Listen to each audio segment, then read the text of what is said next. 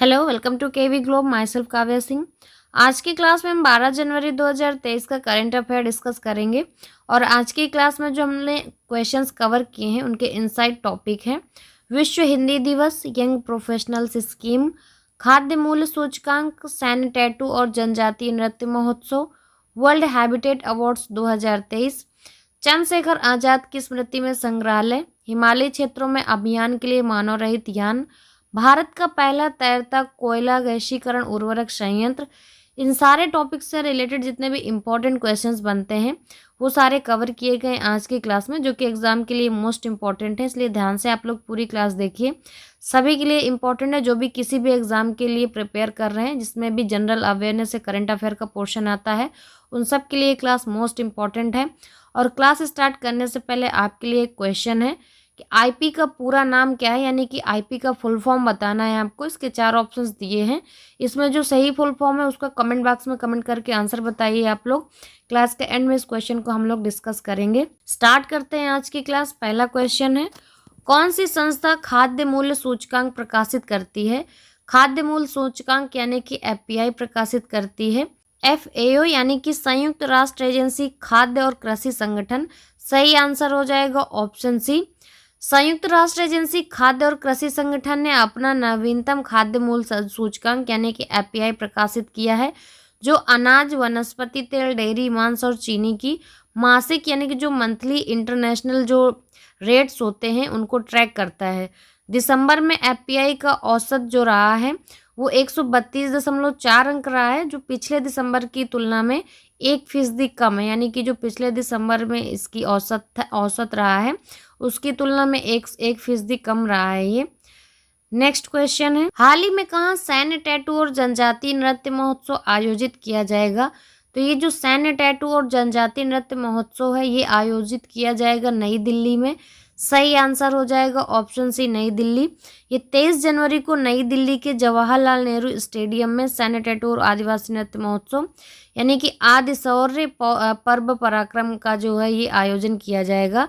रक्षा मंत्रालय के अनुसार ये 2 दिन चलने वाला उत्सव, इसमें सशस्त्र बलों के शौर्य और भारत की जनजातीय संस्कृति के विशिष्ट सौंदर्य का प्रदर्शन किया जाएगा। कार्यक्रम में सैन्य tattoo, para motor gliding, hot air balloon, horse show, motorcycle प्रदर्शनी, वायुसैनिक ड्रिल, नौसेना बैंड और देश भर के आदिवासी कलाकारों के पारंपरिक नृत्य का प्रदर्शन भी किया जाएगा। नेक्स्ट क्वेश्चन है, हिमालयी क्षेत्रों में अभियान के लिए मानव रहित यान किसने विकसित किया है? तो इस समय जो हिमालय क्षेत्र में अभियान के लिए मानव रहित यान विकसित किया है ये किया डीआरडीओ ने। सही आंसर हो जाएगा ऑप्शन ए। हिमालय में संचालन के लिए सुधार करने के उद्देश्य से भारत के रक्षा अनुसंधान और विकास संगठन यानी कि डीआरडीओ ने 5 किलो पेलोड के साथ उड़ान भरने में सक्षम एक मानव रहित हवाई वाहन, एक अनथर्ड मल्टी कॉप्टर पेलोड विकसित किया है। 10 मिलीमीटर की बीकन आधारित लैंडिंग सटीकता, ग्राउंड व्हीकल फॉलो मोड और ऑपरेशन में आसानी के लिए modular design multi copter payload की कुछ और भी जो स्पेशलिटीज हैं। नेक्स्ट, 10 जनवरी को विश्व हिंदी दिवस मनाया गया है। हाल ही में इसकी शुरुआत पहली बार कब की गई? तो विश्व हिंदी दिवस प्रतिवर्ष 10 जनवरी को मनाया जाता है। इसकी जो शुरुआत पहली बार की गई थी ये 2006 में की गई थी। तो सही आंसर है ऑप्शन ए। 1949 में यूनाइटेड नेशन जनरल असेंबली में पहली बार हिंदी बोले जाने की सालगिरह को दर्शाने के लिए विश्व हिंदी दिवस की शुरुआत हुई थी। और देश की प्रधानमंत्री थी इंदिरा गांधी। इन्होंने 1975 में पहली बार वर्ल्ड हिंदी कॉन्फ्रेंस का उद्घाटन किया था।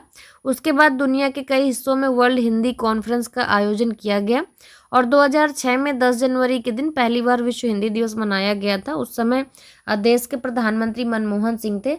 तब से 2006 से विश्व हिंदी दिवस प्रतिवर्ष मनाया जाता है 10 जनवरी को। नेक्स्ट क्वेश्चन है, भारत का पहला तैरता कोयला गैसीकरण उर्वरक संयंत्र किस वर्ष तक तैयार हो जाएगा? तो ये जो तैरता कोयला गैसीकरण उर्वरक संयंत्र है भारत का पहला है और ये तैयार हो जाएगा 2024 तक। तो सही आंसर हो जाएगा ऑप्शन बी, 2024।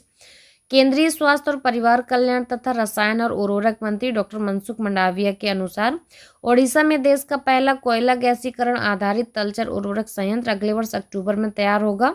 तलचर संयंत्र में यूरिया उत्पादन के लिए कोयला गैसीकरण टेक्निक का यूज होगा और अगले साल अंत तक ये तैयार हो जाएगा। उनके अनुसार ये संयंत्र शुरू हो जाएगा तो इससे यूरिया आयात की निर्भरता कम करने में मदद मिलेगी। क्लास अच्छी लग रही है तो क्लास को ज़्यादा से ज़्यादा लाइक शेयर जरूर करिए। नेक्स्ट क्वेश्चन है, भारत और किस देश ने यंग प्रोफेशनल्स स्कीम शुरू की है? तो ये जो यंग प्रोफेशनल्स स्कीम शुरू की गई है ये भारत और ब्रिटेन की भी शुरू की गई है। भारत और ब्रिटेन ने शुरू की है तो सही आंसर है ऑप्शन ए। भारत और यूके की सरकारों ने 9 जनवरी को यंग प्रोफेशनल्स स्कीम लॉन्च करके प्रवासी भारतीय दिवस मनाया था, जो 18 से 30 वर्ष के बीच के 3000 डिग्री धारक नागरिकों को 2 साल की अवधि के लिए एक दूसरे के देशों में रहने और काम करने की अनुमति देता है।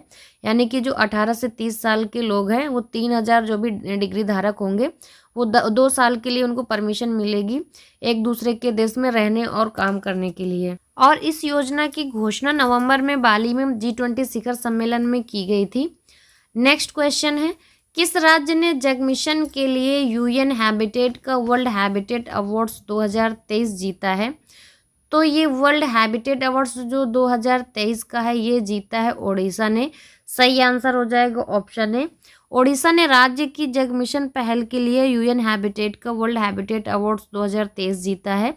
जग मिशन दुनिया का सबसे बड़ा भूमि शीर्षक और झुग्गी उन्नयन कार्यक्रम है जिसका उद्देश्य झुग्गीवासियों के जीवन को सशक्त बनाना है।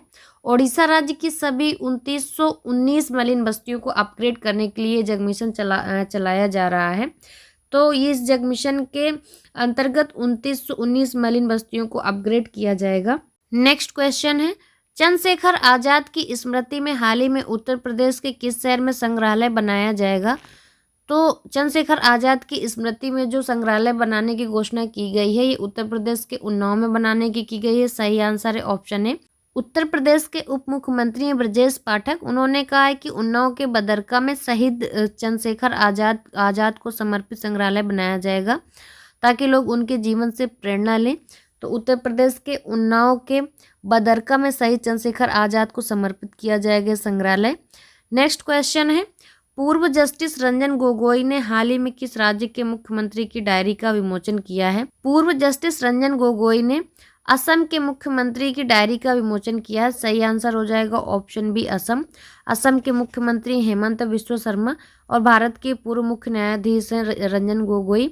इन्होंने असम के सीएम हेमंत बिश्व शर्मा की एक डायरी का विमोचन किया है। इस डायरी का नाम चीफ मिनिस्टर्स डायरी नंबर 1 है। इसे खुद असम के सीएम हेमंत बिश्व शर्मा ने लिखा है। इस डायरी में सीएम बिश्व शर्मा के कार्यकाल के पहले साल का पूरा विवरण किया गया है। क्लास की स्टार्टिंग में आपसे क्वेश्चन पूछा था कि आईपी का पूरा नाम क्या है, यानी कि आईपी का फुल फॉर्म पूछा था। तो आईपी का जो फुल फॉर्म होता है वो होता है इंटरनेट प्रोटोकॉल। कल की क्लास के स्टार्टिंग में आपसे क्वेश्चन पूछा था कि भारतीय संविधान में संघ की व्यवस्था किस देश के समान है? तो इसका सही आंसर था ऑप्शन बी यूनाइटेड किंगडम। इसका सही आंसर दिया है कुंदन कुमार जी ने। कल की क्लास के एंड में आपसे क्वेश्चन पूछा था कि किस राज्य में ताड़ के पत्तों का पांडुलिपि संग्रहालय का उद्घाटन किया गया है? तो दुनिया का ये पहला ताड़ के पत्तों का पांडुलिपि संग्रहालय है।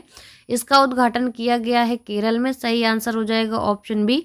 और इस क्वेश्चन का सही आंसर दिया है इंदु त्यागी, निक्कू, प्रीति दिवाकर, ममता प्रधान, अभिषेक पासवान, कुंदन कुमार। इन सब लोगों ने इस क्वेश्चन का एकदम सही आंसर दिया है। आज का क्वेश्चन है आपके लिए, जनवरी 2023 में किसे अवार्ड फॉर ग्लोबल लीडरशिप से सम्मानित किया गया है? तो चारों ऑप्शन मुख्य न्यायाधीश के दिए गए हैं। तो ऑब्वियसली बात है कि चीफ जस्टिस को दिया गया है कि चीफ जस्टिस कौन है जिन्हें अवार्ड फॉर ग्लोबल लीडरशिप से सम्मानित किया गया है। इसका सही आंसर आप लोग कमेंट बॉक्स में कमेंट करके बताइए। और क्लास से रिलेटेड अगर कोई सजेशंस है तो वो भी ज़रूर बताइए। क्लास को लाइक शेयर करना मत भूलिए। जो लोग चैनल पर पहली बार आए तो चैनल को सब्सक्राइब करके बेल आइकन ज़रूर दबाएं जिससे आगे आने वाली क्लासेस आपको ईजिली मिलेंगी। And thanks for watching.